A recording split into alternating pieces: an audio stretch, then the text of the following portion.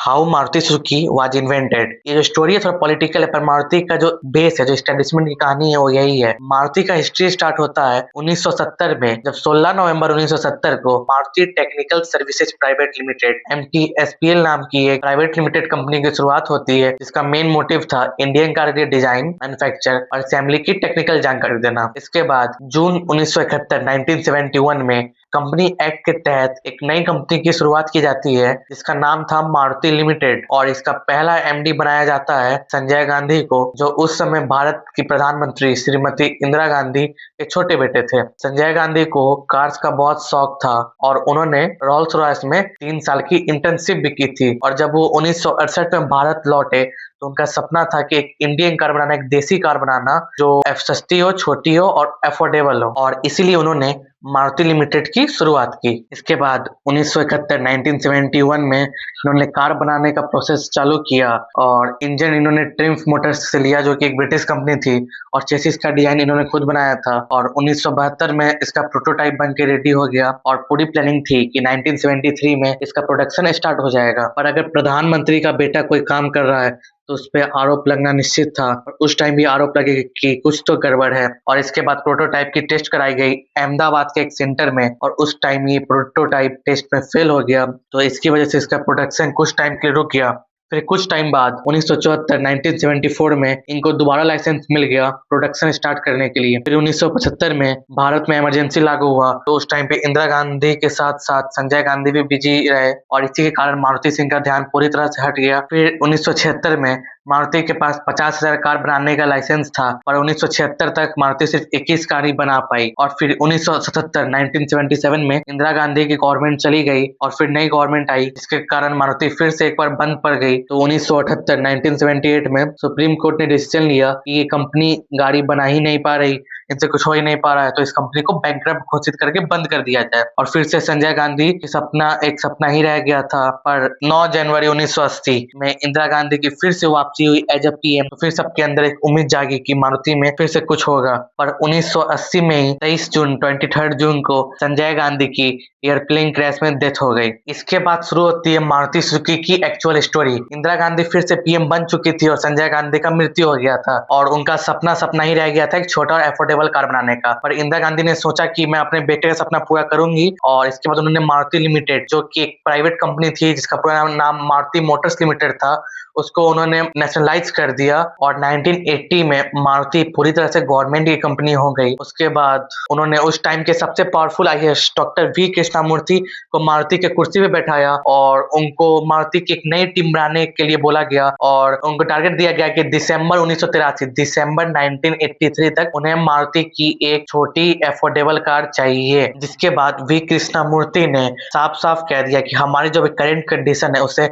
हमसे अकेले से गाड़ी ना बन पाएगी, हमें एक फॉरेन टेक्नोलॉजी की जरूरत पड़ेगी गाड़ी बनाने के लिए, हमसे तो नहीं बन पाएगी। तो इंदिरा गांधी जी ने सीधे सीधे कह दिया कि उन्हें एक गाड़ी चाहिए जो कि अफोर्डेबल चाहिए, और दिसंबर 1983 तक चाहिए, जैसे करना है जो करना है, पर गाड़ी तो चाहिए, और दिसंबर 1983 तक चाहिए। फिर उन्होंने रिसर्च किया, जिसमें पता चला कि भारत के लोगों को एक छोटी कार चाहिए और सस्ती चाहिए, जो कि फ्यूल एफिशिएंट हो और सिटी राइड के लिए बेस्ट हो। तो इसके बाद वो बहुत सारे ब्रांड के पास गए, जिसमें फिएट, वॉल्क्सवैगन, रेनॉल्ट, होंडा और भी काफी ब्रांड के पास गए, पर सबने मना कर दिया। फिर ये सुजुकी के पास, और सुजुकी ने इनका ऑफर एक्सेप्ट किया, और वो तैयार थी मारुति के साथ गाड़ी बनाने के लिए। और फिर 2 अक्टूबर 1982 को मारुति ने सुजुकी के साथ डील साइन किया, और उसके बाद जो कंपनी बनी उसका नाम था मारुति उद्योग लिमिटेड, जिसमें कि 74% मार्केट शेयर गवर्नमेंट का था और 26% सुजुकी का। मारुति ने सुजुकी से कहा कि अगर हमें लगेगा तो 5 साल में हम आपका शेयर बढ़ा के 40% कर देंगे। और फिलहाल मारुति उद्योग लिमिटेड एक गवर्नमेंटल कंपनी थी, जैसे भेल, गेल, इंडियन ऑयल है उसी तरह। फिर 1982 में 1982 में गुड़गांव में मारुति की फैक्ट्री का सेटअप किया गया, और 14 दिसंबर 14 दिसंबर 1983 को मारुति की ही नहीं बल्कि पूरे भारत की सबसे आइकॉनिक कार को लॉन्च किया गया, जिसका नाम था मारुति 800, और इसके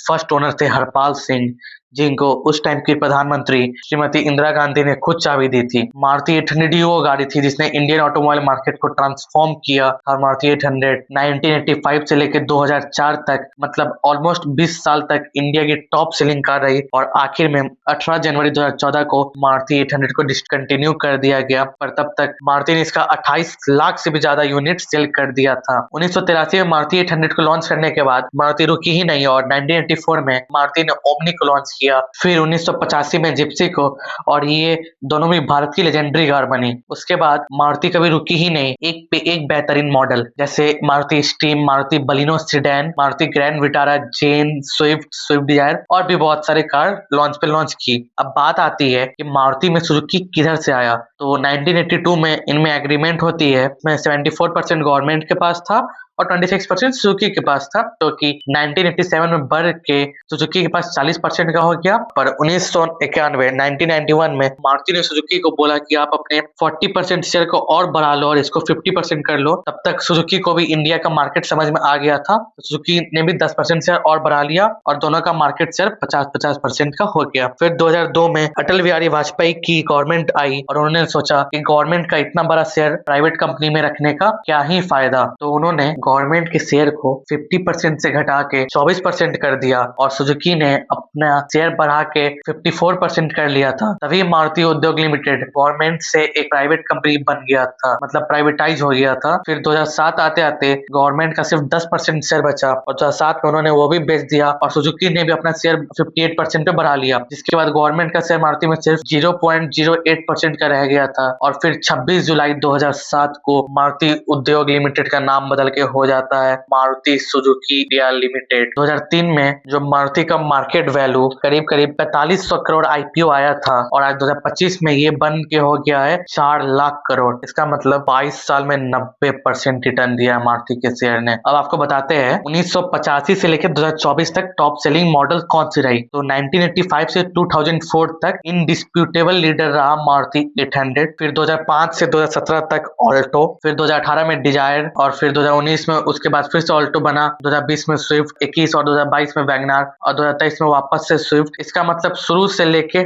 2023 तक नंबर 1 सेलिंग कार सिर्फ मारुति की रही और 2024 में जाके टाटा पंच बेस्ट सेलिंग मॉडल बनी, वो भी सिर्फ 1 महीने के लिए। आप मान लीजिए 1 साल में 12 महीने होते हैं, जिसमें से 10 महीने अभी भी मारुति की गाड़ी ही नंबर 1 पे रहती है, 2 महीने कभी कभी टाटा पंच, नेक्सॉन या वाइंडे की क्रेटा रहती है। पर शुरू से लेके अब तक मारुति सुजुकी इंडिया की नंबर 1 कार सेलिंग ब्रांड है, जहां second best selling brands Hyundai, Tata, Mahindra 50,000 गाड़ियां ही बेच पाती है महीने की। वहीं दूसरी तरफ मारुति अकेले 1.5 लाख गाड़ियां बेचता है महीने का। फॉर एग्जाम्पल आप मानिए कि भारत में एक महीने में 2 लाख गाड़ियां बिक रही है, सेल हो रही है, तो उसमें से 1 लाख से 1,10,000 गाड़ियां अकेले मारुति सेल करता है और बाकी 90,000 से 1 लाख गाड़ियां और सारी कंपनी सेल करती है। ये दबदबा है आज भी मारुति सुजुकी का इंडियन ऑटोमोबाइल मार्केट पे। अनडिस्प्यूटेड लीडर है मारुति आज भी और आगे भी कई सालों तक रहेगा। सो ये स्टोरी है मारुति सुजुकी की, how Maruti Suzuki India limited today the largest automobile brand of India. तो आप कॉमेंट करके बताइए आपको मारुति सुजुकी का ये स्टोरी पता था या नहीं, और पता था तो कितना पता था।